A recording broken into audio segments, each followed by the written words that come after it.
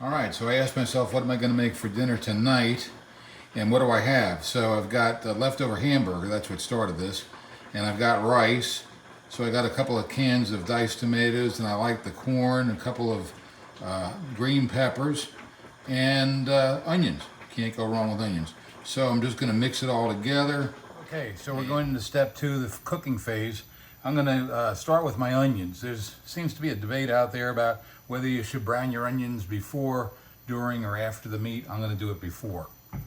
So throw it in the, a little hot. Oh, I'm going to knock it down to 6. I was going to say between 6 and 7, so 6 is easier to get started. And I'm going to give it about 3 minutes.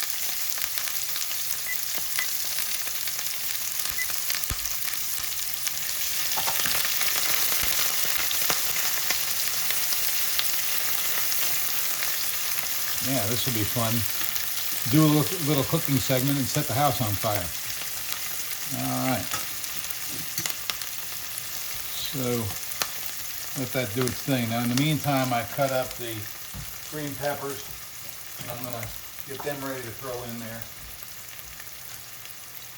Okay, so we got the onions sizzling away there, about 3 minutes. Get them browned up a little bit.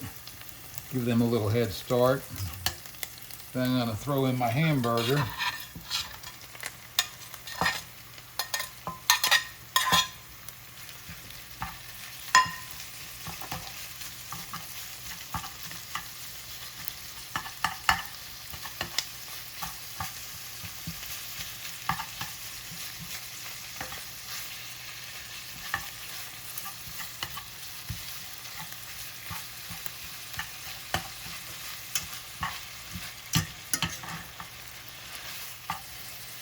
You know, you can't miss with a little cracked pepper, and you really can't miss without a little Cavender's. Cavender's goes with everything.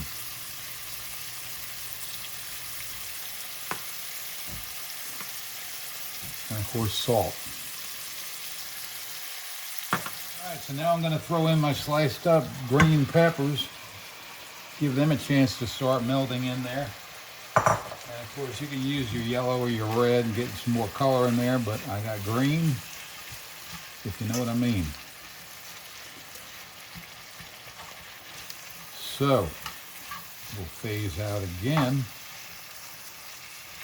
You see that heat does better on higher for cooking than it does for preheating, so there's a word to the wise there.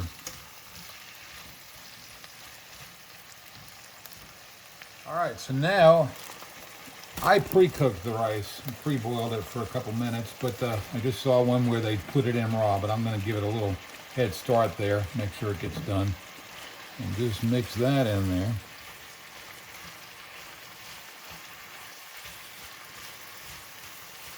All right, so I rounded up my canned vegetables. I like corn in my chili, and I'm going to throw it in here. I just like the way that kind of pops when you're eating it. It's like little kernels of little surprises. And so we'll throw that in there. And, you know, this is all going to be cooking for 20-30 minutes. So it's going to boil out a lot of that extra liquid. And we're going to throw in the diced tomatoes. Can't beat diced tomatoes. Of course, it looks like we almost have enough with one can. However, I opened both.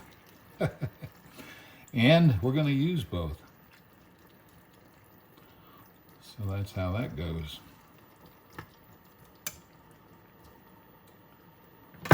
You know, if you practice stuff, they say practice makes perfect. I don't know if it makes perfect, but it makes better, theoretically, if you learn as you go. So anyway, I'm going to mix this in.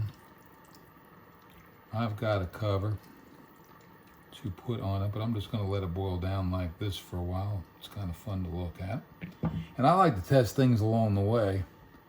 So, you know, that never hurts. And along those lines, I'm going to throw in a little pizzazz here with this Nando's peri peri sauce, extra hot. So bam! I made a living out of that, made a fortune actually. So if you want yours a little on the hot side, just throw in some Tabasco or pepper sauce, or you could use hot peppers. I did that once. We were making whatever you call it, a potluck, or bring in your contribution to the dinner. So I made chili, and I thought I was pretty cool, and I put in a can of chipotle peppers. Oh, I left the room for whatever reasons. I came back, and everybody was sitting there with their faces just bright red. And nobody was mean enough to say, what the hell did you do to us? But apparently it was a little on the hot side. So, I guess that's a little word of caution when you're throwing in hot spices. I'm going to throw this up to 8, let it simmer down a little bit, and we'll talk. All right, so I'm checking on this like every 5 minutes right now, 5-minute increments. And you see it's bubbling away there. It might be a little on the high side now. But, it's looking good. And so I'm going to give it another 5 minutes and see how it looks then. All right, so I'm coming back for my third 5-minute segment.